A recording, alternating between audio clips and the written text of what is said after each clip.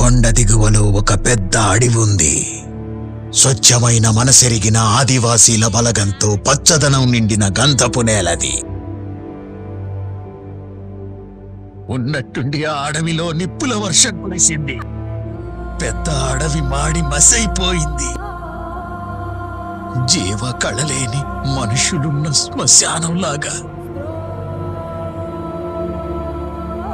పేదోళ్ల చెమటని పీల్చి పిప్పి చేసే కడుపాపాత్ములు, దేహాన్ని చీల్చి రక్తాన్ని తాగే క్రూర సైతానులు, ఊపిరి కూడా పేనాన్ని పిండేసే దౌర్భాగ్య బతుకులు స్వాభిమానాన్ని శవంలా మోసుకుంటూ శ్మశానానికి పంపారు.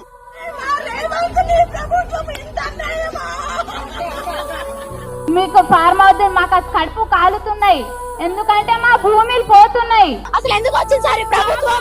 ఈ మంగళంతో వచ్చిన రేవంత్ రెడ్డి అసలు ఎందుకు వచ్చి ఆయన వచ్చి నుంచి మాకు ఇబ్బందులు మనకి ఎందుకు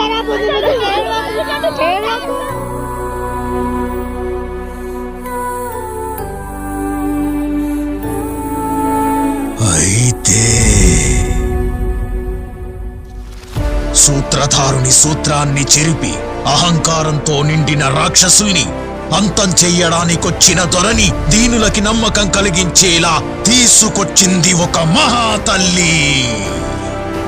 కాల్చే మంటల్ని ఆర్పే వర్షంలా, మృత్యువు ఇంట్లో కూర్చున్న మృత్యుంజయుడిలా, అన్యాయాన్ని ఎదిరించే ఉద్యమంలా, దశకంఠుని ఎదిరించిన రాముడిలా.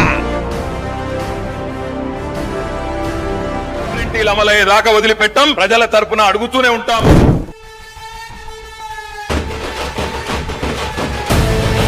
Powerful people come from powerful places.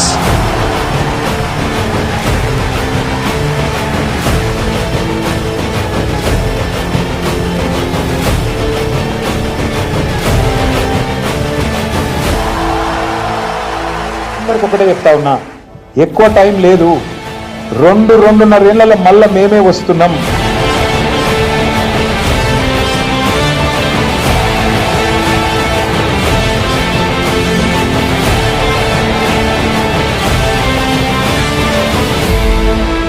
నీ వెన్నంటి 1000 మంది ఉన్నారనే ధైర్యం నీకుంటే ఒక యుద్ధాన్ని గెలవచ్చు. అదే నువ్వు ముందున్నావని నీ వెనకున్న 1000 మందికి ధైర్యం వచ్చిందంటే ప్రపంచాన్ని గెలవచ్చు.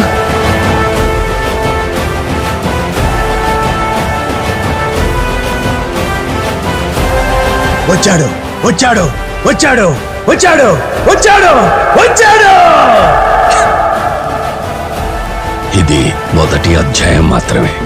బరాబర్ ప్రతి పేరు రాసి పెట్టుకుంటాం, ప్రతి ఒక్కరి మాటలు యాది పెట్టుకుంటాం. ఇదివరకు లెక్క మాత్రం ఈసారి ఉండదు. అన్ని లెక్కలు హిసాబ్ కితాబ్ సెటిల్ చేసే బాధ్యత నాది. అసలు కథ ఇప్పుడు మొదలవుతుంది.